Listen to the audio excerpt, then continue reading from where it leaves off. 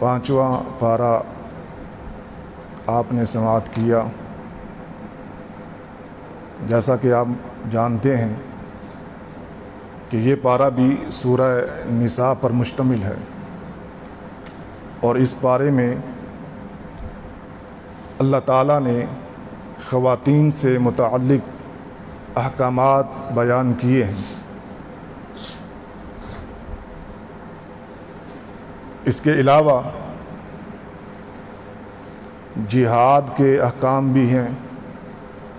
توحید، رسول اللہ صلی اللہ علیہ وسلم کی سنت، منافقین کا تذکرہ بھی ہے کہ وہ کس طرح جہاد سے آنکھیں چراتے ہیں، موت سے ڈرتے ہیں، اللہ کے ذکر سے غافل رہتے ہیں، اور اگر کبھی ان کو نماز پڑھنا پڑ جائے تو بڑی سستی، کاہلی اور اللہ کے بہت کم ذکر کے ساتھ وہ یہ سارا معاملہ کرتے ہیں۔ شروع میں اللہ وحدہ لا شریک نے جب عائلی اور خاندانی معاملات ذکر کیے، میاں بیوی کے معاملات کا تذکرہ کیا،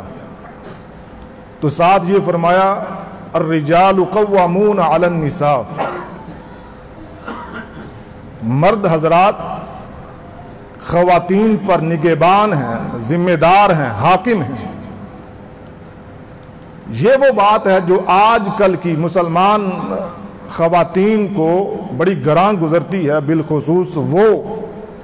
جو اپنے آپ کو لبرل سمجھتی ہیں، اغیار کے دھوکے میں آ چکی ہیں، اور یہ وہ سمجھتی ہیں کہ ہمارے ساتھ زیادتی ہو گئی ہے، حالانکہ اللہ وحدہ لا شریک نے ذرے کے برابر بھی زیادتی نہیں کی، نہ دنیا میں نہ آخرت میں اللہ کرے گا۔ جس کا جو حق ہے اللہ نے وہ دیا۔ نبی کریم صلی اللہ علیہ وسلم نے جانوروں کو حقوق دیے ہیں، راستوں کے حقوق بتلائے ہیں، تو یہ کیسے ممکن ہے کہ وہ انسان جس کے بارے میں کتنی قسمیں کھائی گئیں، والتین والزیتون وطور سینین وہذا البلد الامین لقد خلقنا الانسان فی احسن تقویم، اس کے ساتھ زیادتی ہو گئی اور اس کی حق تلفی ہو گئی، اس کے حقوق کھائے گئے۔ حالانکہ اگر کوئی خاتون اس خاتون کی طرف دیکھے جس کے سر کا تاج دنیا سے چلا جاتا ہے، جس کے گھر میں کوئی مرد کفیل نہیں ہوتا، اس کے ساتھ کیا بیتی ہے۔ اللہ نے ذمہ داریوں کو تقسیم کر دیا ہے، مرد کو باہر کی ذمہ داریاں دیں، خاتون کو گھر کی ذمہ داریاں دیں۔ اسی لیے یہ کہا جاتا ہے کہ میاں بیوی گاڑی کے 2 ٹائر ہیں، اور وہ بندہ کامیاب رہے گا، وہ خواتین کامیاب رہیں گی جو اللہ کی رضا پہ راضی ہو گئی، جو نبی کریم صلی اللہ علیہ وسلم کی تعلیمات کو قبول کر گئی، اور جنہوں نے انکار کیا، انحراف کیا، وہ دنیا میں بھی برباد، آخرت میں بھی برباد۔ اور اللہ وحدہ لا شریک فرماتا ہے یرید اللہ لیبین لکم، اللہ تعالی حلال اور حرام کے جو احکام ہیں وہ واضح کر دینا چاہتا ہے، تاکہ کوئی کسی بنا پر وہ غلط کام نہ کر بیٹھے۔ اللہ نے یہ بھی فرمایا کہ اللہ بندوں پر مہربانی کرنا چاہتا ہے، لیکن وہ لوگ جو خواہشات پرست ہیں وہ یہ چاہتے ہیں کہ تم راہ سے ہٹ جاؤ۔ آج دنیا میں آپ موازنہ کر کے دیکھ لیں، وہ بندے جو خواہش پرست ہیں، جو اپنی ذات کی پوجا کرنے والے ہیں، وہی اللہ کے قرآن اور نبی کے فرمان سے لوگوں کو دور کرتے ہیں، اکساتے ہیں، بھگانے کی کوشش کرتے ہیں، اور یوں سمجھا جاتا ہے اور یہ بتلایا جاتا ہے کہ نعوذ باللہ من ذالک آپ کے ساتھ بڑی زیادتی ہو رہی ہے۔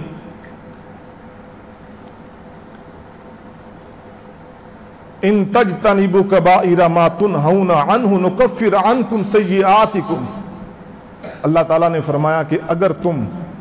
جو کبیرہ گناہ ہیں، بڑے بڑے گناہ ہیں، اور ہر وہ گناہ کبیرہ ہے جس کے بارے میں عذاب کی وعید آ گئی، جس کے بارے میں سزا کا تعین ہو گیا، حد جاری ہو گئی۔ اور عبداللہ بن عباس رضی اللہ تعالی عنہ فرمایا کرتے تھے، لا صغیرۃ مع الاصرار ولا کبیرۃ مع الاستغفار، کوئی گناہ چھوٹا نہیں رہتا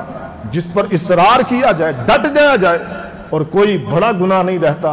جو اللہ کے حضور بندہ گڑ گڑا لے، رو لے اور اللہ سے بخشش طلب کر لے۔ اللہ وحدہ لا شریک نے فرمایا وَاعْبُدُوا اللَّهَ وَلَا تُشْرِكُوا بِهِ شَيْئًا وَبِالْوَالِدَيْنِ إِحْسَانًا وَبِذِي الْقُرْبَى وَالْيَتَامَى وَالْمَسَاكِينِ، اللہ کی عبادت کرو اور اللہ کے ساتھ کسی کو شریک مت ٹھہراؤ، اور جو عزیز و اقارب ہیں، والدین ہیں، رشتہ دار ہیں، ہمسائے ہیں، یتیم ہیں، مسکین ہیں، مسافر ہیں، ان سب کا خیال رکھو، ان کے ساتھ حسن سلوک سے پیش آؤ۔ اور جو بندہ صلہ رحمی کرتا ہے، نبی کریم صلی اللہ علیہ وسلم نے فرمایا جو یہ چاہتا ہے کہ اس کے رزق میں برکت ہو، اس کی عمر میں برکت ہو، اس کو چاہیے کہ وہ صلہ رحمی کرے۔ اور ماں باپ سب سے زیادہ حق رکھتے ہیں بندے کی صلہ رحمی کا۔ اسی لیے اللہ تعالیٰ نے اس کی اہمیت کو اپنی توحید کے ساتھ واضح کیا تاکہ لوگوں کو پتہ چلے کہ اللہ کی عبادت کرنی ہے، اللہ کے ساتھ کسی کو شریک نہیں ٹھہرانا، والدین کے ساتھ، عزیز و اقارب کے ساتھ، مساکین یتیموں کے ساتھ حسن سلوک کرنا ہے۔ اسی پارے میں ایک آیت ہے جس کے بارے میں سیدنا عبداللہ بن مسعود رضی اللہ تعالی عنہ فرماتے ہیں، ایک دن نبی کریم صلی اللہ علیہ وسلم نے مجھ سے فرمایا، اے عبداللہ مجھے قرآن سناؤ، مجھے قرآن سناؤ۔ اس بات پہ غور کیجئے گا، دنیا جہاں کی باتیں ہم دوسروں سے سننا چاہتے ہیں، اداکاری، فنکاری اور پتہ نہیں کتنے لطیفے ہم دوسروں کی زبان سے سننا چاہتے ہیں، لیکن اس اہتمام کے ساتھ کسی کو کہنا کہ ہمیں قرآن سنائیے، شاید اب ہم میں یہ مفقود ہو چکا ہے۔ لیکن پیارے رسول نے، حالانکہ یہ صاحب قرآن ہے اور عبداللہ بن مسعود نے یہ فرمایا بھی، جب اللہ کے رسول نے فرمایا کہ عبداللہ مجھے قرآن سناؤ، تو عبداللہ نے کہا، اللہ کے رسول آپ پر قرآن نازل ہوا ہے، میں آپ کو قرآن سناؤں؟ نبی کریم صلی اللہ علیہ وسلم نے فرمایا، ہاں عبداللہ مجھے دوسروں سے قرآن سننا پسند ہے۔ عبداللہ بن مسعود رضی اللہ تعالیٰ عنہ کہتے ہیں، میں نے قرآن پڑھنا شروع کر دیا، سورہ نساء، فَكَيْفَ إِذَا جِئْنَا مِن كُلِّ أُمَّةٍ بِالشَّهِيدٍ وَجِئْنَا بِكَ عَلَى هَؤُلَاءِ شَهِيدًا۔ اس آیت پر پہنچا، نبی کریم صلی اللہ علیہ وسلم نے فرمایا رک جاؤ۔ فرماتے ہیں میں نے اوپر منہ کر کے دیکھا، نبی کریم صلی اللہ علیہ وسلم کے چہرہ انور پر میری نظر پڑی، نبی کریم صلی اللہ علیہ وسلم رو رہے ہیں، آپ کی آنکھوں سے آنسو جاری ہیں۔ یہ وہ ہستی ہے جس پر قرآن نازل ہوا، اور آج ہمارے دل اس قدر سخت ہو چکے ہیں کہ ہم قرآن سن کر بھی اپنے من کو پاک نہیں کر پاتے، اپنے آپ کو تبدیل نہیں کر پاتے، ہمارے رونگٹے نہیں کھڑے ہوتے، اور ہم اپنے آپ کو صراط مستقیم پر گامزن کرنے کا عزم نہیں کرتے۔ بھائی، اگر ہم اللہ کے دین کے لیے مخلص ہو جائیں تو پھر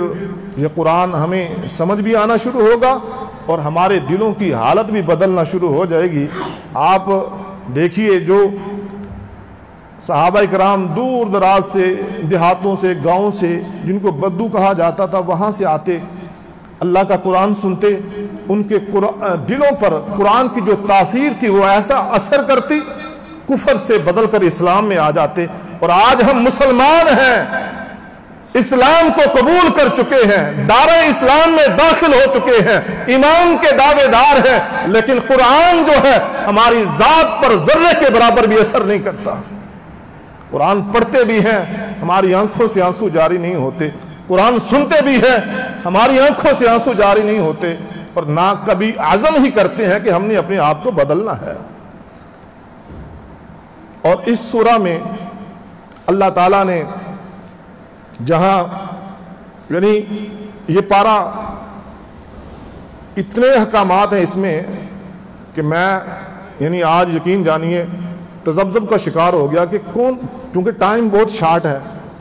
آپ کی جو حساسیت ہے وہ میں جانتا ہوں، لیکن میں پریشان ہو گیا، میرے لیے انتخاب کرنا مشکل ہو گیا کہ کون سی بات میں آپ کے سامنے بیان کروں اور کس کو میں بیان کرنے سے رک جاؤں۔ کوئی چیز ایسی مجھے نہیں لگی، میں اس لیے آپ بھائیوں سے کہوں گا اللہ کے لیے آپ اس پارے کو حرف بحرف ترجمہ پڑھ کے تو دیکھیے، آپ کے رونگٹے کھڑے نہ ہو جائیں، آپ کے دل کی حیت تبدیل نہ ہو جائے تو پھر کہیے گا۔ تو اللہ تعالیٰ نے اس پارے میں نبی کریم صلی اللہ علیہ وسلم کی سنت کے بارے میں بڑی تاکید فرمائی۔ کہیں اللہ نے فرمایا یا ایھا الذین آمنوا اطیعوا اللہ واطیعوا الرسول واولی الامر منکم، اے ایمان والو اللہ اور اس کے رسول کی اطاعت کرو اور اولو الامر کی اطاعت کرو۔ یہاں چونکہ اولو الامر کا ذکر آ گیا، ساتھ فوراً فرما دیا فَإِن تَنَازَعْتُمْ فِي شَيْءٍ فَرُدُّوهُ إِلَى اللَّهِ وَالرَّسُولِ، اگر تمہارا کسی معاملے میں آپس میں تنازع ہو جائے، جھگڑا ہو جائے، تو فوری طور پہ اللہ اور اس کے رسول کی طرف بات کو لٹاؤ۔ اللہ کا قرآن کیا کہتا ہے، نبی کا فرمان کیا کہتا ہے۔ اختلافات کے حل کے لیے اللہ کے قرآن سے مدد لو، رسول اللہ صلی اللہ علیہ وسلم کی سیرت سے مدد لو، پھر دیکھیے گا سارے معاملات حل ہو جائیں گے۔ اور انسان کے یہ جتنے ہم نے ڈکوسلے بنائے ہوئے ہیں، مسئلے کھڑے کیے ہوئے ہیں، اختلافات کی بھینٹ چڑھایا ہوا ہے پورے دین کو، یہ صرف وجہ یہ ہے کہ ہم نے قرآن اور حدیث کو چھوڑ دیا، جس کی وجہ سے اتنے زیادہ اختلافات سامنے آ گئے، ورنہ قرآن اور حدیث تو اختلاف ختم کرنے کے لیے آیا ہے۔ کہیں اللہ فرماتا ہے فَلَا وَرَبِّكَ لَا يُؤْمِنُونَ حَتَّى يُحَكِّمُوكَ فِي مَا شَجَرَ بَيْنَهُمْ ثُمَّ لَا يَجِدُوا فِي أَنفُسِهِمْ حَرَجًا مِّمَّا قَضَيْتَ وَيُسَلِّمُوا تَسْلِيمًا۔ تیرے رب کی قسم کوئی مومن نہیں ہو سکتا اتنی دیر تک جب تک وہ تجھے فیصل نہ مان لے، تیری بات کو تسلیم کرنے کے بعد پھر اس کے دل میں کسی قسم کی کوئی کجی نہ آئے۔ اور کہیں اللہ تعالیٰ نے فرمایا کہ رسول کو تو بھیجا ہی اس لیے گیا ہے کہ اس کی اطاعت کی جائے۔ پیچھے منافقین کا ذکر کیا کہ وَإِذَا قِيلَ لَهُمْ تَعَالَوْا، کہ جب ان کو کہا جاتا ہے آؤ رسول کی طرف، تو آپ ان کو دیکھیں گے کہ وہ بڑے بھدکتے ہیں، بکھرتے ہیں، عجیب و غریب ان کی کیفیت ہوتی ہے۔ تو ساتھ ہی اللہ نے فرما دیا تم کہاں رسول سے دور بھاگتے ہو، نبی کی حدیث کو چھوڑ کر اپنے فہم کی طرف جاتے ہو، نبی کی سنت کا انکار کرتے ہو، نبی کی حدیث کی حجیت کا انکار کرتے ہو۔ اللہ نے رسول بھیجا ہی اس لیے ہے کہ اس کی اطاعت کی جائے۔ وَمَن يُطِعِ اللَّهَ وَالرَّسُولَ فَأُولَٰئِكَ مَعَ الَّذِينَ أَنْعَمَ اللَّهُ عَلَيْهِم مِّنَ النَّبِيِّينَ وَالصِّدِّيقِينَ وَالشُّهَدَاءِ وَالصَّالِحِينَ وَحَسُنَ أُولَٰئِكَ رَفِيقًا۔ جو اللہ اور اس کے رسول کی اطاعت کرتا ہے، اللہ وحدہ لا شریک، اس کو کن کے ساتھ؟ نبیوں کے ساتھ، شہداء کے ساتھ، صالحین کے ساتھ، صدیقین کے ساتھ کھڑا کرے گا۔ اور یہ وہ آیت ہے، سیدہ عائشہ صدیقہ رضی اللہ تعالی عنہ فرماتی ہیں رسول اللہ صلی اللہ علیہ وسلم جب بیمار ہوئے اور اسی بیماری میں آپ دنیا چھوڑ کر چلے گئے، نبی صلی اللہ علیہ وسلم کی زبان مبارک پر جو آخری آیت تھی وہ یہ آیت تھی۔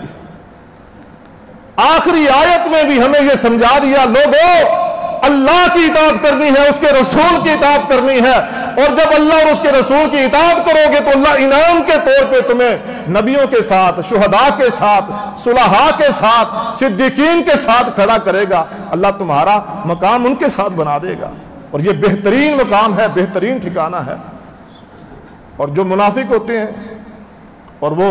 ڈگمگاتے ہیں، اکثر اوقات ان کو بھی تنبیہ کر دی کہ تم یہ سمجھتے ہو کہ موت سے فرار ہو جائے گا۔ اینما تکونوا یدرککم الموت ولو کنتم فی بروج مشیدہ، تم جہاں کہیں چلے جاؤ، بڑے جو مضبوط قلعے ہیں ان کے اندر پناہ لے لو، موت سے فرار پھر بھی نہیں ہے۔ پیچھے ہم کل پڑھ چکے ہیں کل نفس ذائقۃ الموت، اور آخر میں منافقین کا تذکرہ دوبارہ کیا، ان المنافقین فی الدرک الاسفل من النار، جو منافق لوگ ہیں وہ جہنم کے سب سے نچلے گڑھے کے اندر ہوں گے۔ تو اللہ تعالی ہمارے دلوں کو خالص کر دے، ہمارے دلوں میں ایمان راسخ کر دے، ہر قسم کے نفاق، ہر قسم کے شر، ہر قسم کی برائی